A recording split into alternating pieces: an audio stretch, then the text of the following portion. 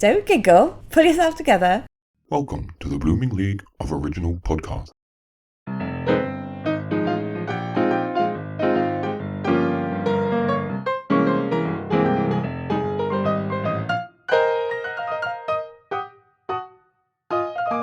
Hello, and welcome to a special bonus episode of Talk Musicals to Me, a fun theatre podcast about musicals and their impact on people. My name is Marjorie Sheen, and I'm here to quiz some of the leading creatives in the entertainment industry about their relationship with musical theatre and how certain musicals may have influenced their lives in ways you may not even expect. From how they first encountered a musical to musicals they may never even have seen, let's dive in and introduce today's guest to open up and talk musicals to me. Now, my frequent listeners will know that Talk Musicals to Me is a podcast where I try my utmost to find creative people in show business to interview and to find out all about their musical inspirations. I now have with me the most creative person in show business in my life because she created me. My wonderful mum, Marjorie Sheen, is here. She's been recuperating with me because she's had a brand new shoulder, which is doing very well. And we were like, well, should we do a podcast together? So she's with me right now. She is creative. She created me. She created many other fabulous things in her life, like some really good roast dinners. The other thing she did was she inspired a huge group of children in South Wales through her teaching. She is the most wonderful teacher, deputy head teacher, and then she became a primary advisor for the local education authority and then for the Welsh Assembly. And she is loving her retired life and being a grandma, just basically swanning around really, mum. Although she does volunteers for the Welsh museums and galleries and an amazing place in Cardiff called St Fagans. If you're in Cardiff in Wales, in the vicinity of, please go to St Fagans. It's the most incredible outdoor museum. So I'm going to interview her now and I really hope you enjoy it. Hello, Mum. Hello, Caroline. How are you? I'm the same as I was This is so odd. 2 minutes ago. Look at you, the microphone in front of you. So, Mama, I am really excited to hear about the musicals that have inspired you in your life. I know you're a strong and very enthusiastic member of the local Am-dram, and you've played loads of parts in the local Am-dram. Do you know what she's doing right now? She's mouthing to me the questions I need to ask her. I'm not. You're mouthing to me. You go, make sure you tell them that I directed. Just so you know also, she directed. She directed a G&S and so what was it? Sorcerer and Yeoman of the Guard. Oh, Yeoman of the Guard. Right, Yeoman of the Guard. And also she directed, obviously, the school productions when she was a school teacher as well. So let's jump in and I'll ask the questions that I have planned. All right? Okay. Okay. Cheeky. She's a cheeky one. How did you and musical theatre first meet? Well, my first encounter with musical theatre was nearly my last. Oh. Because I detested almost every second of it. Nice positive start there, yes. Ladies and gentlemen. It was pantomime. You're not a fan, are you? I was 3-4-year-old and my parents had taken me to Swansea Grand to see the pantomime. It was a really good professional pantomime. Harry Seacombe was in it. It was apparently a marvellous pantomime. I hated every second of it. Not quite every second. Because at one point in it, someone on the stage said, "Who wants to come up on the stage?" And I was on the stage before they'd even finished speaking. You stormed it. I was on that stage because I wanted to see what was through the door on one side of the stage and through the arch on the other side. Right. You were curious as to how it was all... I wanted to know what was out there and what was the other side. Yeah. But again, that was a disaster because they asked us some questions. I can't remember what I answered. And then they gave us a goodie bag. And I was the last one to get a goodie bag and I got a boys' goodie bag. Oh, no. With a boys' comic and a gun. Well, that just finished me for pantomime. And you know, whenever you wanted to go to a pantomime, your father had to take you. Yes. You absolutely detest it. I do know that. You don't really like any kind of audience interaction, do you? Hate it. That's funny. I wonder what a psychiatrist would say about that, Mum. I don't know. I don't mind audience interaction if I'm on the stage. Oh, okay. But I don't like being in the audience. And being asked questions. No. That's not what you paid your money for. No, I want that fourth wall. Can you remember what pantomime it was? I think it was Mother Goose. Oh, okay. I don't think I've ever seen Mother Goose. Maybe that's why. She would never take me. Okay, but it didn't put you off theatre? It didn't, because my mother was a wonderful singer, and before I was born and before she was married, she had taken all the leads in the local operatic society and been a soloist for the male voice choirs and the other choirs in town. Wow, really? Yeah. You knew she could sing. I knew she had a lovely voice. I didn't know she'd been a soloist. Yes. My father stopped her singing. Not through any... I know, you made that sound really sounded cruel. awful. But he used to get so terrified when she started to sing that it wasn't worth putting him through it, so she gave up. You're making this, your side of the family sound a little bit bonkers, Mum. He was terrified of her singing, you were terrified at the pantomime. He was terrified she was going to make a mistake, and she never did. Sounds really like you're really dysfunctional.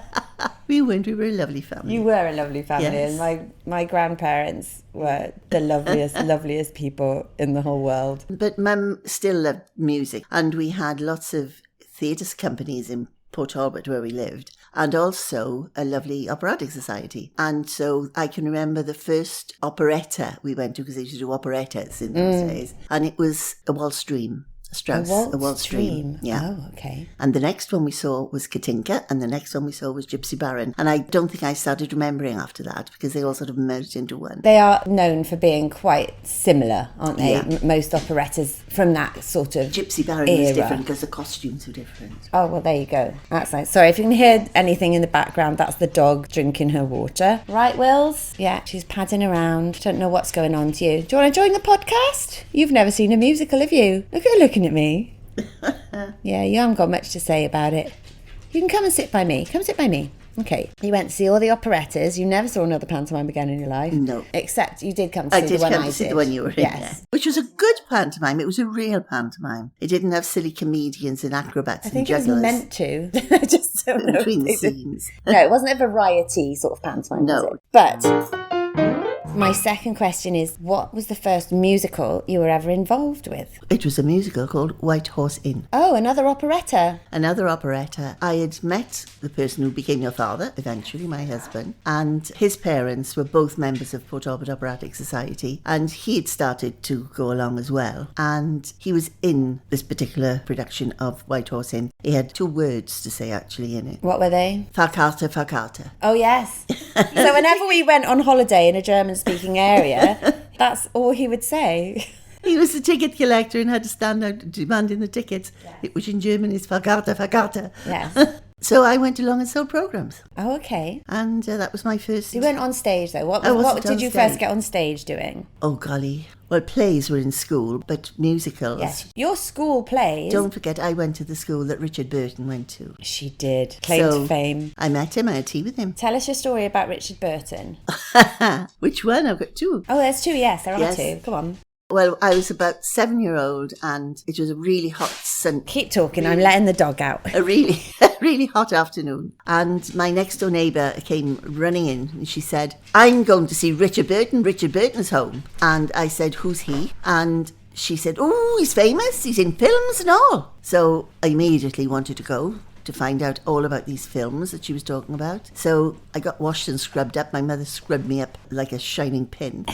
And Pauline, my neighbour, said, bring your autograph book. I said, I haven't got an autograph book. So I had to run down to the main road to the little shop, which was a dry cleaners actually, but it started selling gifts. And one of the gifts it sold were autograph books for some reason. Oh, wow. So you bought an autograph book? I bought an autograph book, yes. And then up we went. It wasn't far up the road. It was only about 400 or 500 yards to the street that he'd been brought up on from the age of 2. And he wasn't mega famous at this point, was he? Well, he'd done a few bits and bobs, but it wasn't Elizabeth Taylor land, was it? No, he was still married to Sybil. And he was 26, I think I worked out at, because this would be 1953-ish. Yes, because it was the year of the coronation. Right. And we marched up to the door, knocked the door, and somebody opened the door. It wasn't him. I don't think it was him anyway. And Pauline said, because she was older than me, she was bigger and more in charge. And she said, we've come to see Richard Burton.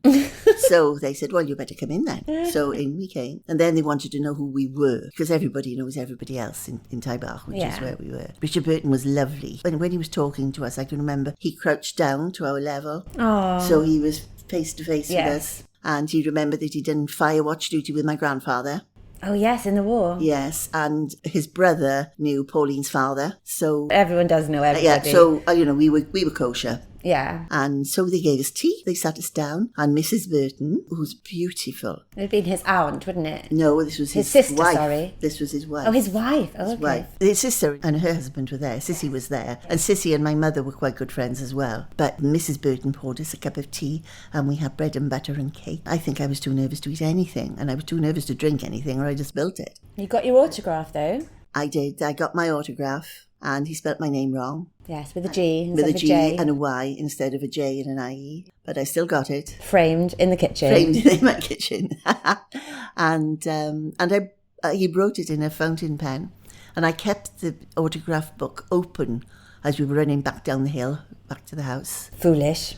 But I wanted to check it wasn't still wet before I closed it. And I put my finger over it and I smudged it. And you checked by smudging it? By smudging it, yes. But you can still see it. It was very slightly smudged. Pride of place. Pride of place, yes. But did you say to him, do you remember seeing me as little Bo Peep? No, he hadn't seen me then. That was he hadn't seen you That was then? a couple of weeks later. Oh, wow. So did he remember you from being the little girl that knocked on his door? Oh, I didn't speak to him the second time. Okay. I was the star. You were diva I'm then. sorry, I was a star. I didn't ask for my autograph.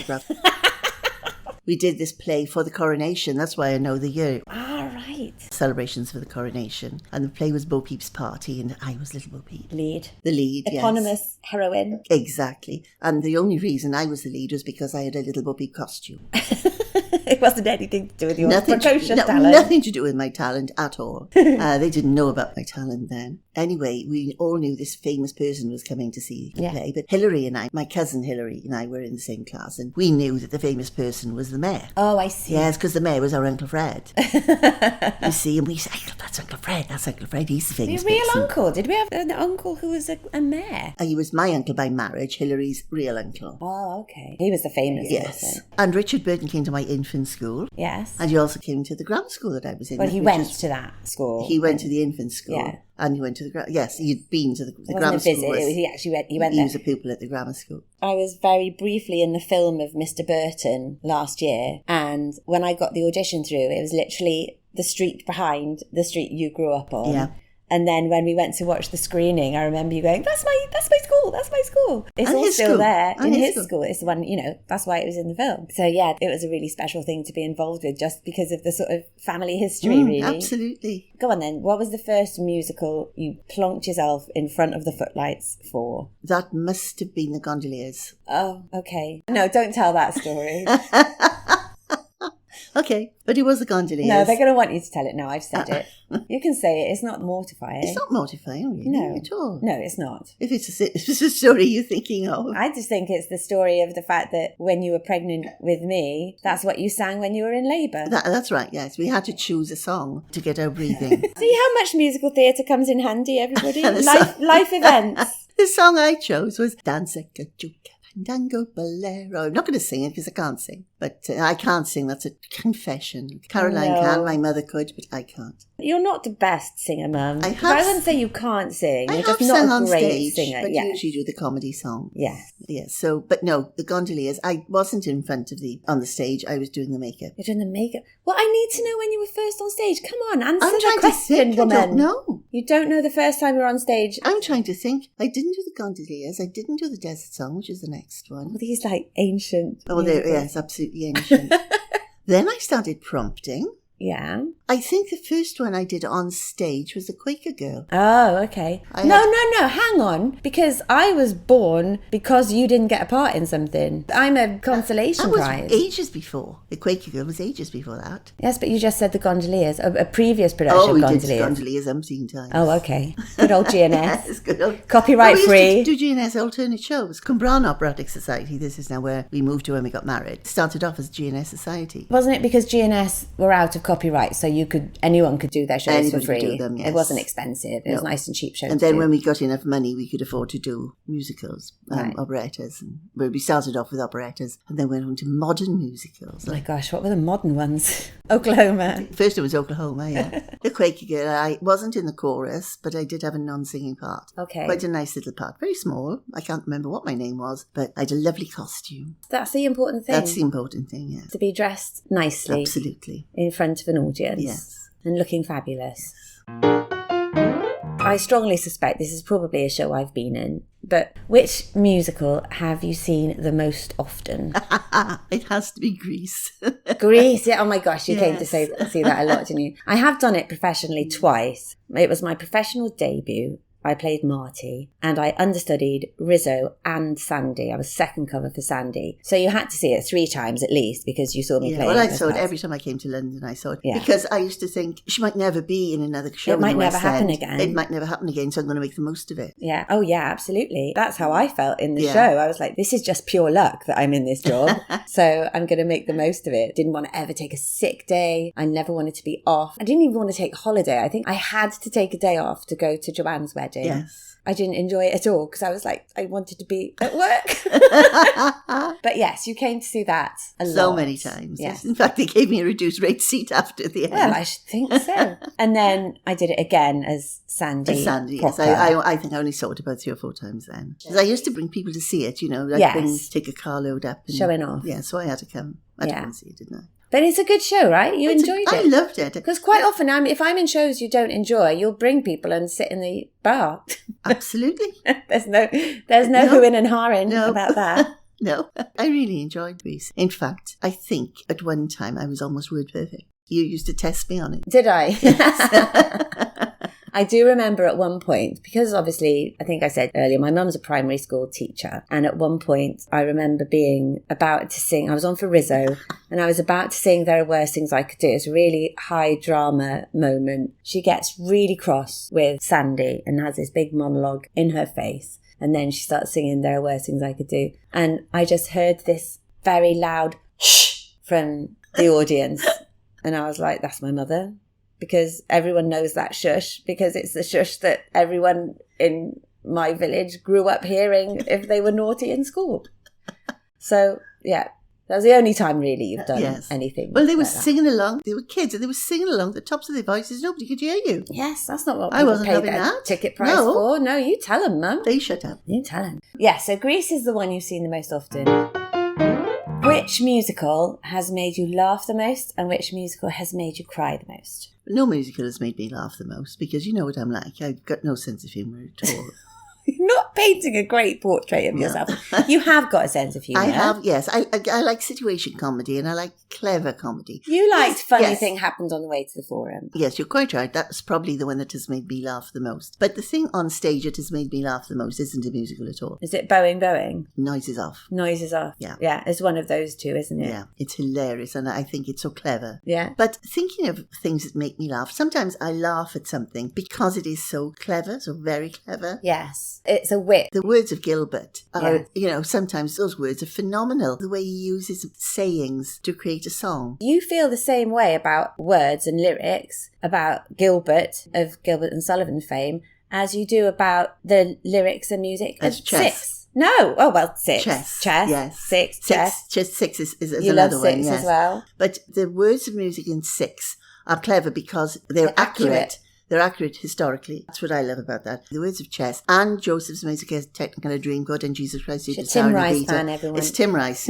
His words are amazing. And when you listen to Chess, the whole of the show is Tim Rice telling you the story and setting it to music. It's amazing. It's wonderful. And the problem is I listened to it for the first time in quite a long time recently. And for the last 3 weeks, I have done nothing but sing Chess in my head. We did it in the Am-dram, guys, back in the 1995.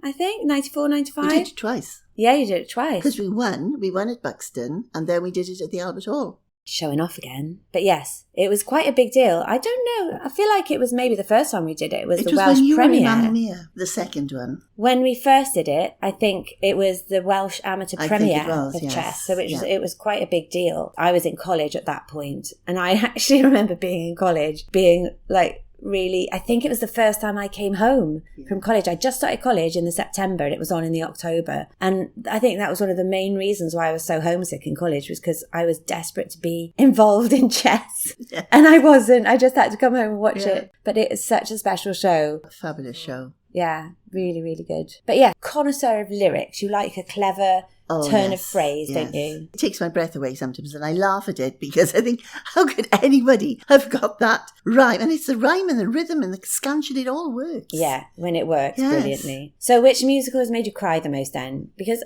also, you're not easy to make cry. No. I thought it would be Les Mis. Yes. Because you loved it so much and your ambition was to play Eponine. And I thought when I saw you playing Eponine, I would howl. But I didn't. I think probably because I'd seen Les Mis so many times before and I'd cried almost every time watching it when those students come down the stage at the end. The ghosty bit. Yes. I mean, I cry at that even when I'm listening to it in the car. So Les Mis probably. You think it is still Les Mis? It's still Les Mis, yeah. I can't think of any other show that I've cried in. I have told this story on the podcast a few times before, but when you would take me to see the show, you had to jam yourself between the rows because you were worried that... Me one side of you, your father the other, and our knees against the seat in front. Otherwise, the whole row would be shaking with your sobs. Because I was sobbing so much. And the show hadn't even started at that point. That was when the dums had started at the beginning. She'd go, look out, here we go, hold on.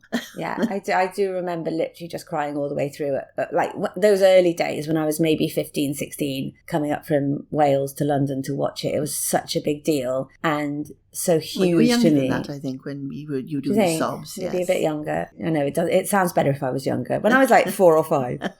No, it was a huge deal and a huge build up to it, and then to be there watching it. Every time we came to London, we had to see Les Mis. Every time. I think I'd seen it about 5 times by the time I went to college. My mum was holding up the actual accurate number of times I saw it before I went to college, but I'm not going to tell you because it makes me sound really stupid. I'm going to go let the dog in again. Mum, while I'm doing that, answer this question for me. Is there a musical out there that you regret that you have never seen? Oh, yes. I've never seen Flower Drum Song, but I don't know that I want to. There's a new show called Anne Juliet, and I would like to see that. Anne Juliet's a great show. I think you'd really enjoy that. What was the one you just said? Flower Drum Song? Flower Drum Song, I've never seen. That's one of the only... Rodgers and Hammersteins that I haven't seen. Yeah, it's not done very often, I think. No. Some lovely music in it, though.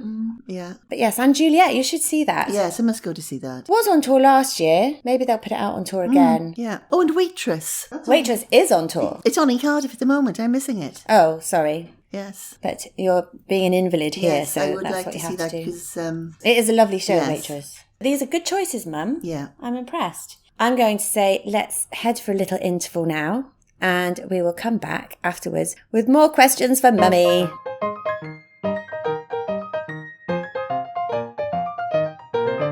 So, on Talk Musicals to Me, I thought I would use this opportunity to support some friends of mine who have small businesses. And I put a message out on my social media to see who would get in touch and to see how I can help them amplify their voices. So, I have a couple of ones that I would like to mention today. So this one is from my friend John Chartres, who runs a small business specialising in accounting for the arts, self-employed actors, musicians and stage management, as well as small production companies. Friendly advice and good value for anyone who wants to get in touch at fresheyesfinance.co.uk. And this is from a dear mummy pal of mine called Lucy McCrudden, who runs a non-profit called Dance Mama, which is dedicated to supporting parents who dance on and off stage.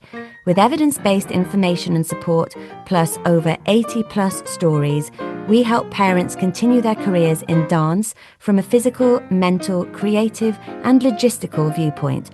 Check out www.dancemama.org to see how they can help you navigate your career as a parent.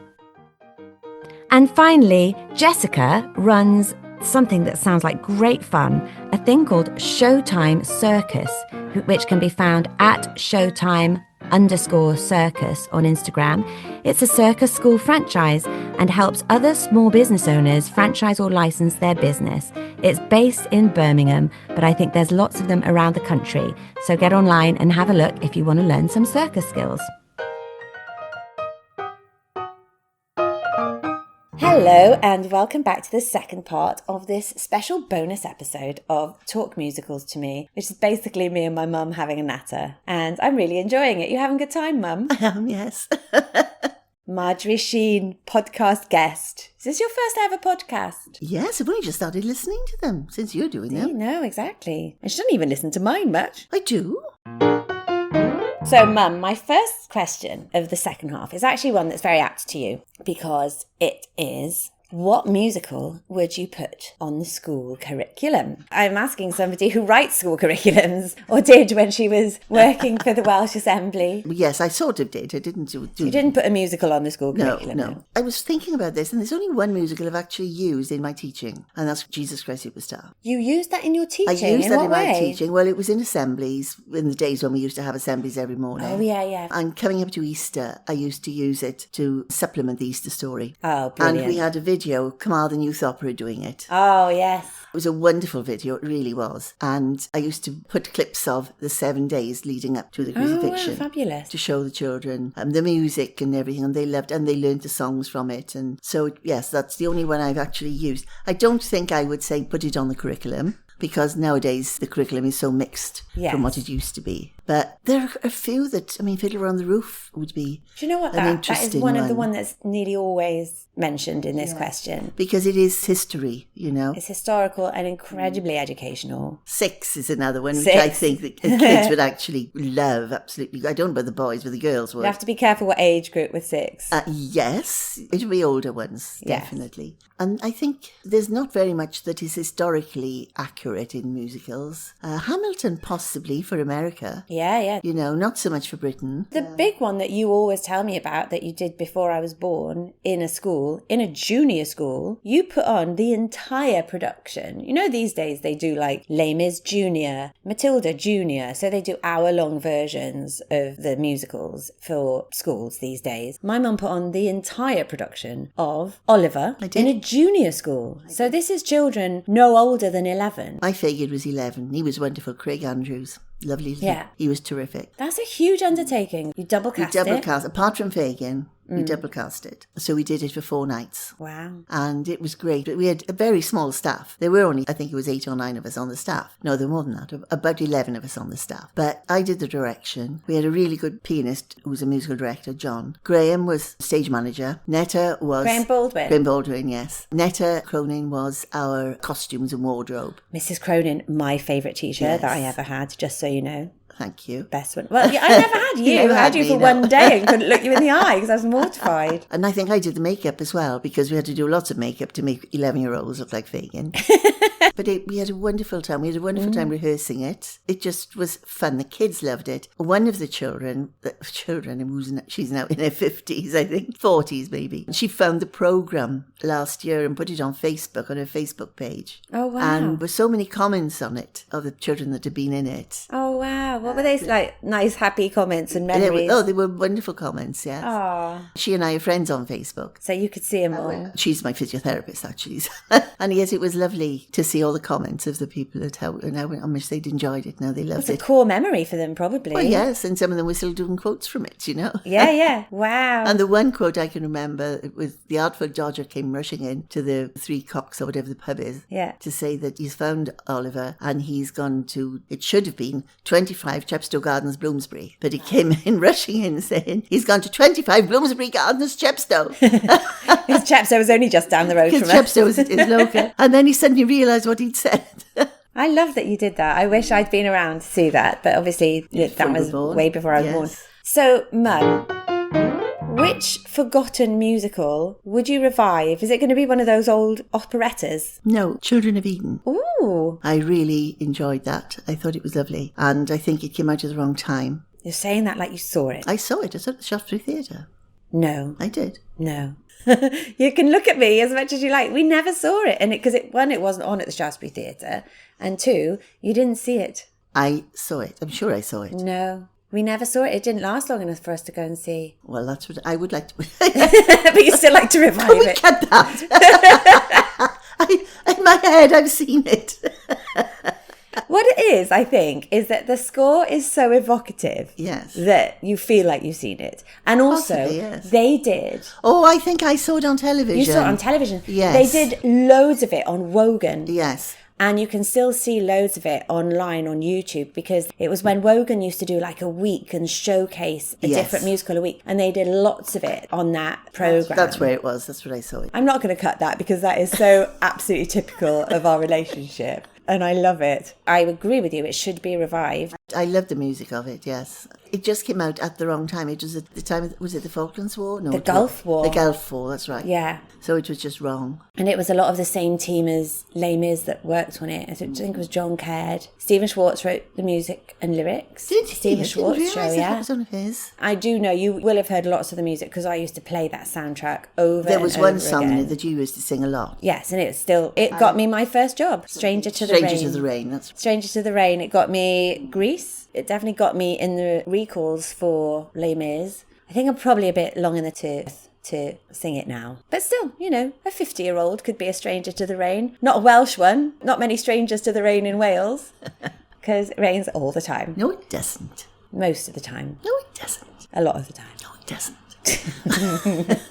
So, Mum, my next question before we fall out is there a musical out there which helped you make a choice in your life? Is there a musical out there that you went to watch and came out and went, I'm going to live my life differently, or I'm going to change my job, or I'm going to have a baby? Anything out there that has inspired you in a life way? I can't think of any. Musicals, for me, take me out of myself and take me to a different planet, different world. They're cathartic. They don't have any impact on the way I live that I can think of. But they make you feel better about the world, right? Sometimes they give you hope. Yes, but that wouldn't change the way I live. No. Okay. There was one musical. It's an operetta. I don't know which. It wasn't Children of Eden. No, it was actually. It was one I did, I think it was before we were even married, with the Cumbraen Operatic Society. And there was a song in it. It was about Live for Today. Oh, I think yeah. it's Gypsy Baron. Okay. I can even remember the song now. I won't sing it. Go on. I can remember 2 lines out of it. Sing the 2 lines. Live for today, wise people say. Look for the best as you did yesterday. I don't live for today, obviously, but I came out thinking, that's a bloody good idea. Sorry, did I swear? You're allowed to swear. It's a podcast. Oh, it's a podcast. Podcasts are cool. Bloody good idea.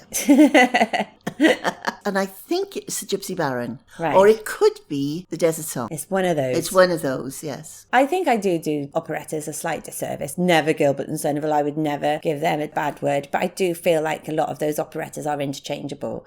But yet, some of them have nice little life mottos in them. And the thing is, they're interchangeable in plot, but the music is all beautiful. Yes. I mean, you've got the Strauss, you've the Leha, yes. the Sigmund Romberg. Yeah, I mean, the Merry Widow. I remember you did the Merry Widow when I was little. Twice. And you had a really nice costume in that. And a fan. Beautiful costume, yes. A lacy fan. 6 lines, but best costume. What's the name of your show. character? Olga. And we took that to Waterford. I wish I could get you to tell me the story of what happened on the ferry to Waterford, but I'm not going to can't because tell there you are too that many story. people involved. Too many people involved that are still alive. But there was a lot of sickness and a lot of scandal. So yes. The best part of the of the ferry to Waterford was that our scenery manager lost his false teeth down the toilet.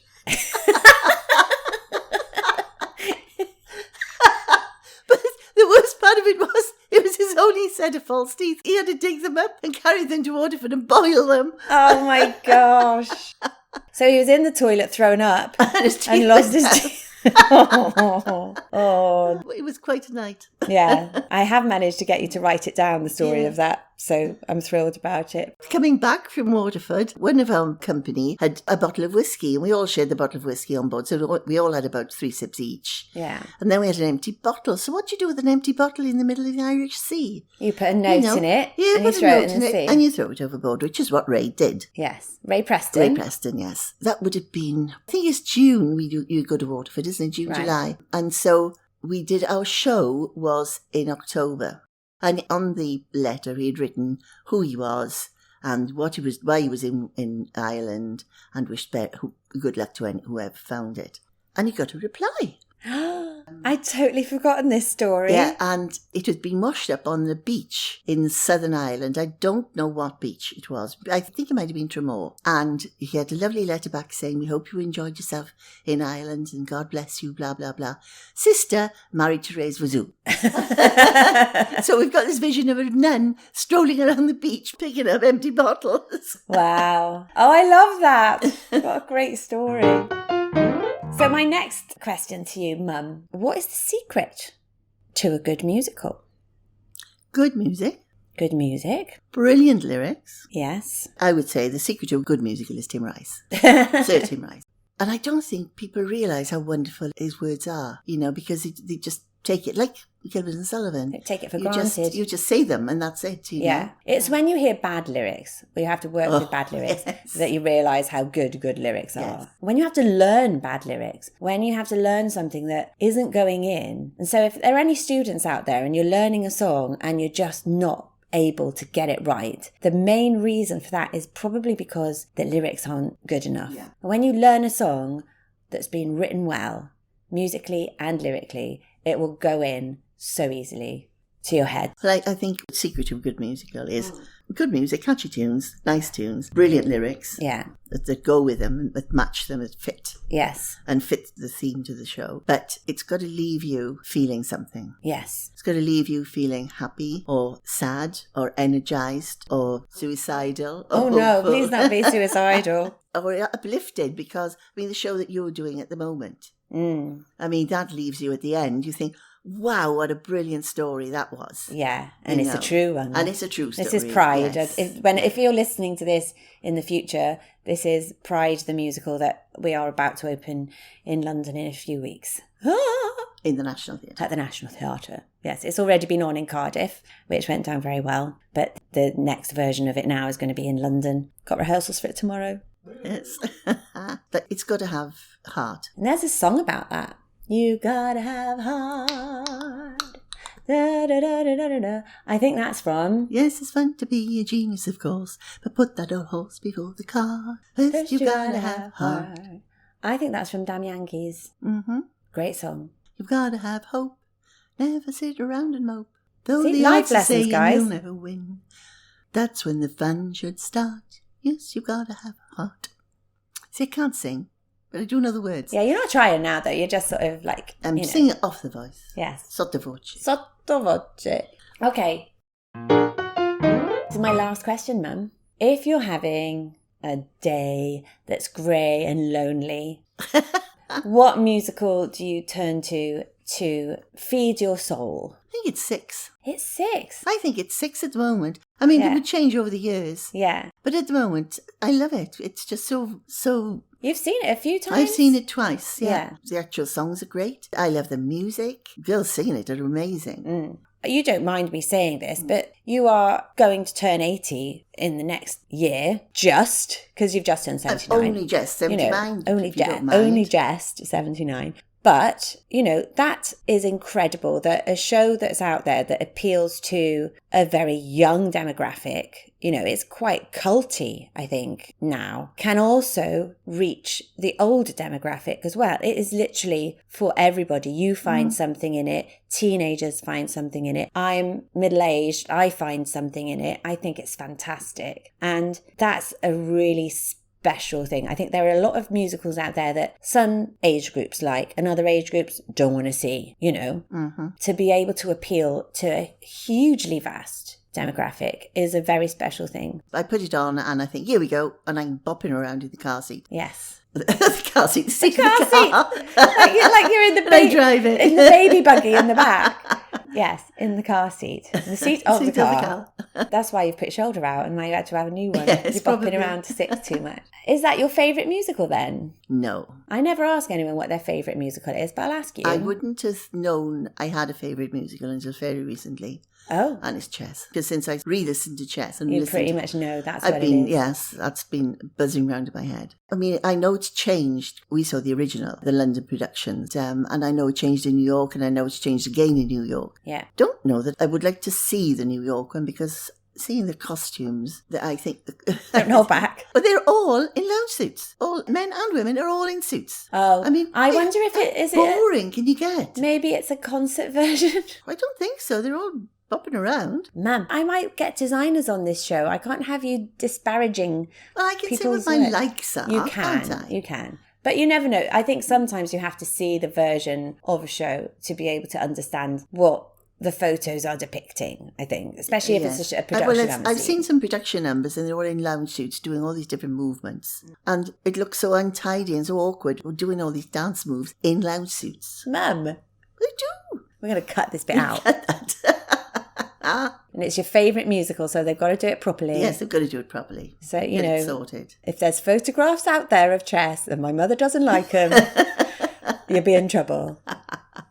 Mum, have you had fun on my podcast? You haven't asked my favourite question that I wanted you to ask me. What's this one? What's the musical that I dislike most? Oh, no, I stopped asking that because it was too negative. And I think you've just said, you love chess, but you don't like the costumes. I think that's enough disparagement. That's only the costumes. That's only the costumes. Oh, you've prepared this question, have you? Well, yes, but I won't tell you because you know what it is. Do I? I don't know what it is. I mean, it's 2.5 hours of deadly dull boredom. And I'm the only person I know who thinks that because all my friends think it's brilliant. But I think it is the dullest, most boring. Don't mention it, I'm not but mime it to me.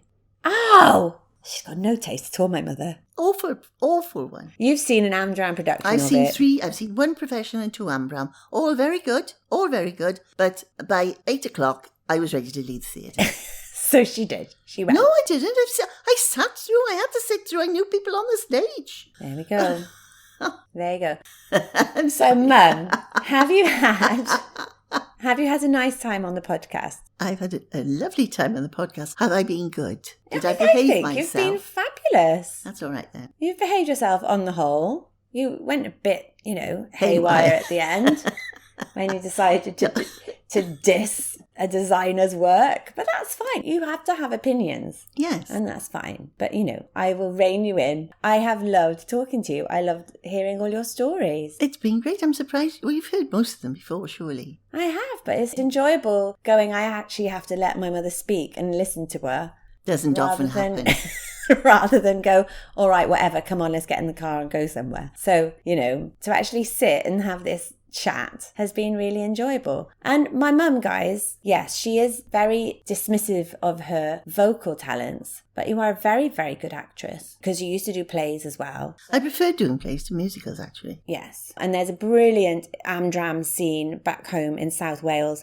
And if you get anything from this, can it be to support your local theatre? Because I think it's really important. And I think the grassroots of our entire industry in this country definitely is the amateur theatre movement. And it's where I came from, is where you came from, and in schools as well. I don't think there's many junior schools out there doing Oliver anymore, do you think, Mum? Oh, not junior schools, no, certainly No, definitely not. Can I just say, I just want to put a shout out to somebody who really encouraged me to do this and kept on saying, you've got to do this with Caroline. And so can I say thank you, Ben? Thank you very much. Thank you, Ben. I hope you've enjoyed it. I hope you've enjoyed it. Thanks for coming on, Mum. You've had no choice, really. Didn't have any choice. I'm a captive here. Thank you so much for listening today. This has been Talk Musicals to Me for the Bloop Network. My fabulous producer is Aaron Ware, and the music you heard is from the pen of the sublime Tom Self. If you get a moment, please subscribe or follow and rate the podcast by clicking the stars below on the podcast page. It takes about 2 seconds to do, and it will really help the podcast and its future life and would make us massively, eternally, enormously grateful. In the meantime, another huge thanks for tuning in, and please do so again next time to see who will be next up to Talk Musicals to Me.